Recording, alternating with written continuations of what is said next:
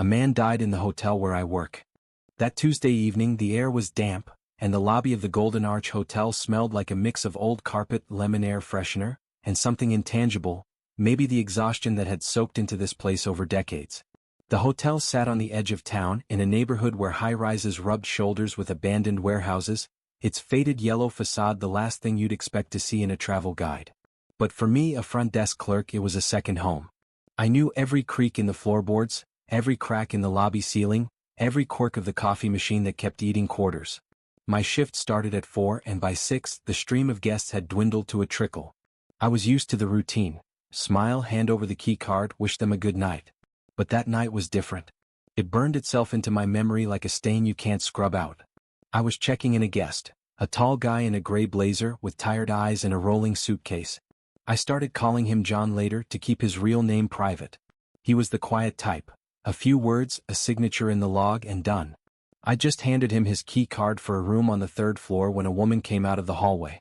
She moved fast but not frantic, her steps heavy, like she was carrying a weight she couldn't put down. Her face was pale, her eyes hollow, like someone had switched off the light inside her.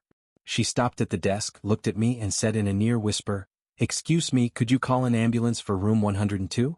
I think my son's dead." I froze. Her words hung in the air like a cold fog.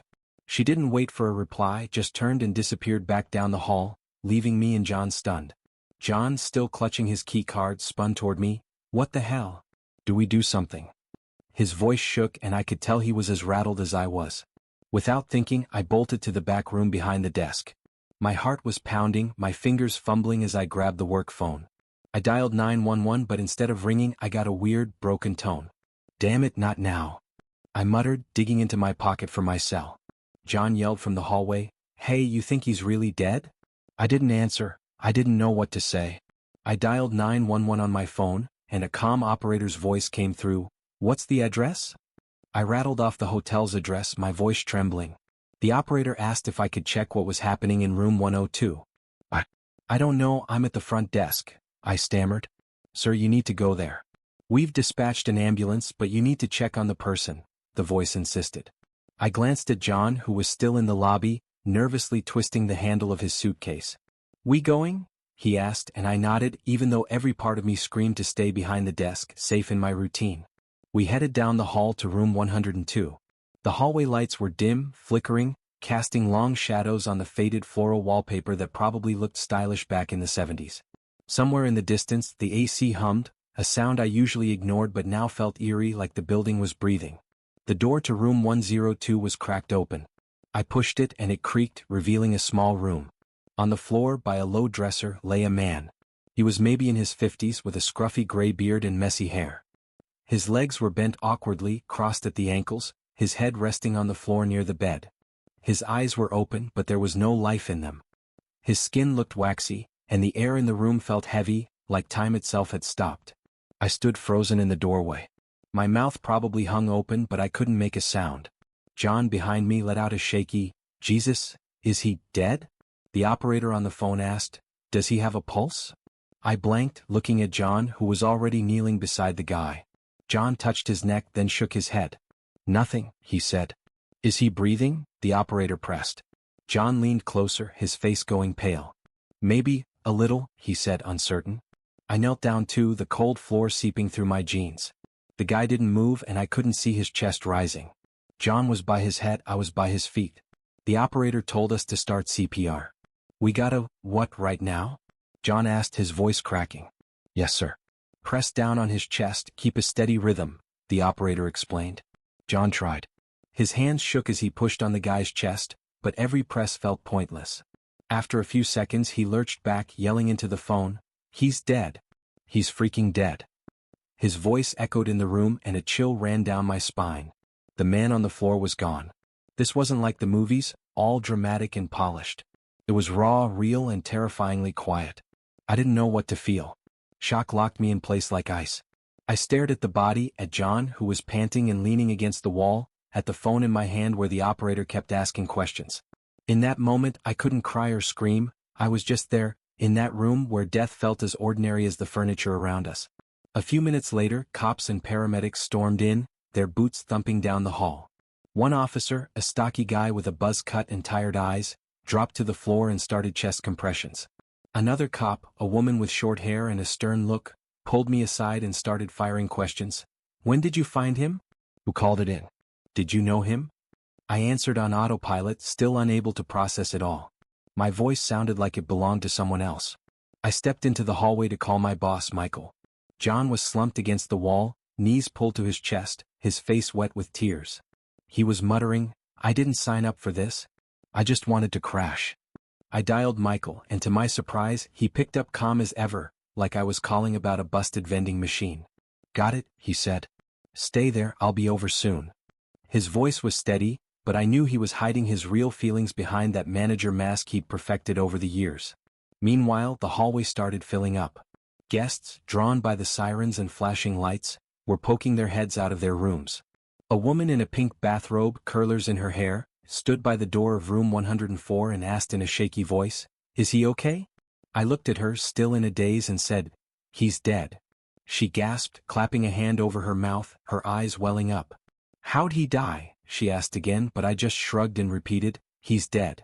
Her sobs blended with the buzz of voices in the hall, and I felt reality starting to blur. The man's mother, the woman who'd come to the desk, stood off to the side by the wall. She wasn't crying or yelling. Her face was blank like a sheet of paper. I figured she was in the same kind of shock as me, only worse because it was her son. Later, I learned from the cops that his name was Robert. He was 52, in town for an insurance conference. He had diabetes, and it looked like he'd had an episode he couldn't pull through. Nobody knew exactly what went down in that room before his mom walked in and found him on the floor. When Michael showed up, he took charge fast. He talked to the cops, calmed the guests, and even offered the curler lady a free breakfast to get her to stop bawling in the hallway. I watched him, wondering how he stayed so cool. Maybe years in the hotel game had shown him worse. Me. I'd been here almost a year, and the worst I'd dealt with was drunk guests, lost chargers, and complaints about noisy neighbors. A death in room 102 was a whole other universe. The next 2 days I was walking around in a fog. I went back to my shifts, smiled at new guests, handed out keys, but my head kept replaying it. Robert on the floor, those empty eyes, John's screams. I couldn't believe I'd been working the desk while someone was dying just yards away. Felt wrong. The hotel, my second home, suddenly felt like a stranger, like the walls were holding on to this new dark story along with all the old ones. I tried talking to coworkers, but nobody knew what to say. Sarah, the morning shift housekeeper, told me she'd seen Robert the day before. He was in the lobby, sipping coffee from the machine, typing on his laptop. "He seemed fine," she said, shaking her head. Who would have guessed? Her words made it feel even less real. How could someone be alive 1 minute and then just gone? By Friday around midnight I was sitting at the desk, staring at the empty lobby. The clock read 12:20. I kept thinking it had only been 2 days since that morning. I still hadn't cried, even though I felt like I should. I'm an emotional guy, dog movies wreck me, but here nothing. Just this hollow feeling and a sticky fear it could happen again. That I'd see death again and it'd slip by me like a shadow. Update. After that night, I started noticing how the hotel's vibe had shifted. Guests who'd heard about it acted different. Some gave me curious looks like I was part of some grim tale they could tell their buddies back home. Others avoided eye contact, grabbing their keys and hustling to their rooms. One guy, staying in room 305, stopped by the desk Wednesday night and asked, "Is it true someone died here?" I nodded, keeping it short, but he kept going, "Creepy place. Not surprised though, this hotel looks like it's got ghosts." His words hit me. I'd never thought of the Golden Arch as creepy, but now, after everything, I was seeing it through new eyes. Sarah, the housekeeper, changed too. She was usually chatty, cracking jokes about carpet stains or grumbling about guests who left trash everywhere. But after Tuesday she got quiet. Thursday, while we were grabbing coffee in the break room, she said out of nowhere, I cleaned 102 the next day. It still smelled. I don't know how to explain it. Like something lingered. I didn't know what to say. I didn't believe in ghosts, but her words stuck with me like a splinter. Michael, my boss, was acting weird too. He never brought up that night, but I noticed he was checking the guest logs more than usual. One time, when I swung by his office for the schedule, I saw a stack of old papers on his desk. Reports, invoices, even some yellowed newspaper clippings.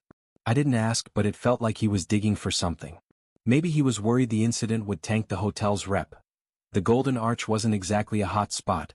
Most guests were business travelers or folks who couldn't afford anything fancier. I started learning more about Robert, even though I didn't mean to. The cop who took my statement mentioned Robert had a daughter living out of state. She came to town the day after he died to pick up his stuff and handle the funeral. I never saw her, but Sarah said she stopped by the hotel Wednesday morning. Young, maybe 30, Sarah said. Wandered the lobby like she was lost. Asked if we'd found any of her dad's things. I gave her his laptop from the room. I pictured this woman I'd never met, holding her dad's laptop, knowing it was the last piece of him she'd touch. That thought squeezed my chest. John, the guest who was with me in 102, checked out the next day. Before he left, he came by the desk and slipped me a note with his number. If you need to talk, call, he said. I don't know how to deal with this. His voice was rough and I could see he hadn't slept, dark circles under his eyes, hands still shaky. I kept the note but never called. What would I say? We'd both been there, seen the same thing, but I didn't know how to talk about it with someone as scared as I was. Friday night, after midnight, I decided to walk around the hotel to clear my head. The lobby was empty, just a faint glow from the desk lamp spilling across the counter. I grabbed a flashlight and headed to the basement, where we kept old guest logs and boxes of lost and found stuff. I don't know why I went. Maybe I was looking for something to make sense of it all. The basement was cold, smelling of damp and dust. I opened a box and found an old photo album someone had left behind years ago. Pictures of strangers, smiling families, couples holding hands. I thought about how everyone who stayed here left a piece of their story, and now Robert was one of them. Back at the desk, a new guest was waiting. A woman in a sharp suit with a suitcase and tired eyes.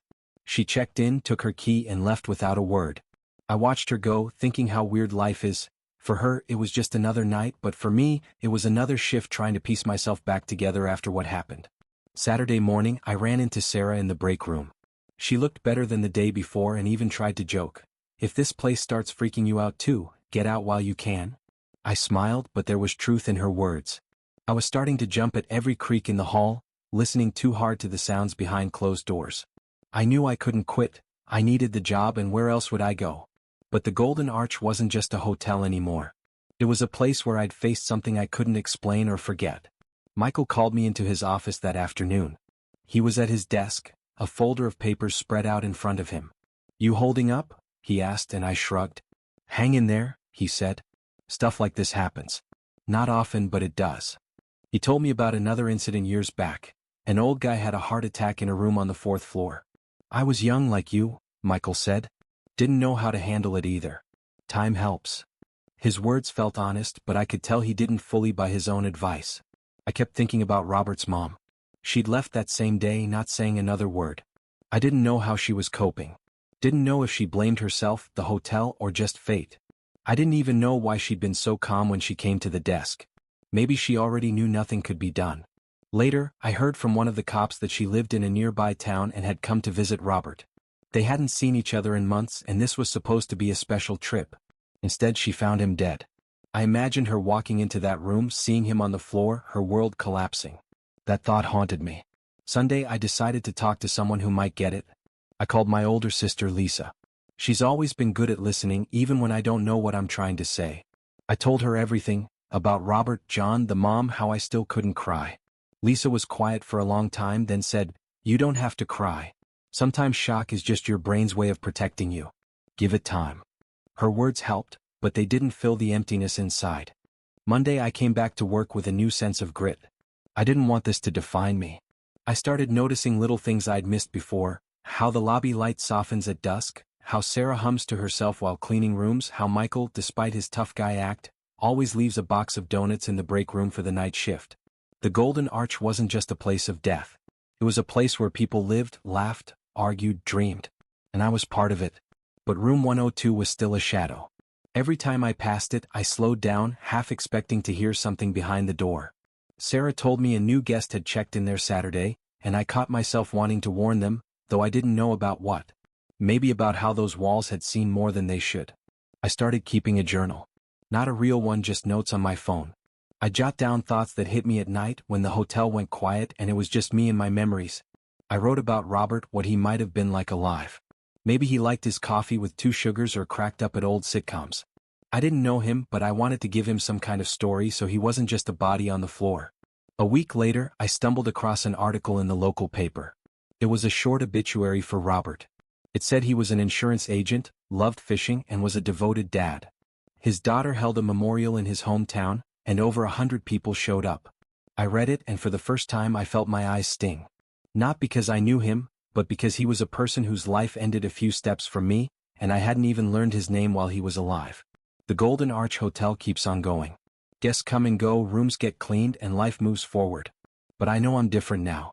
I still stand behind the desk, hand out keys, flash a smile, but deep down I carry this story, not just about death but about how it made me think about life.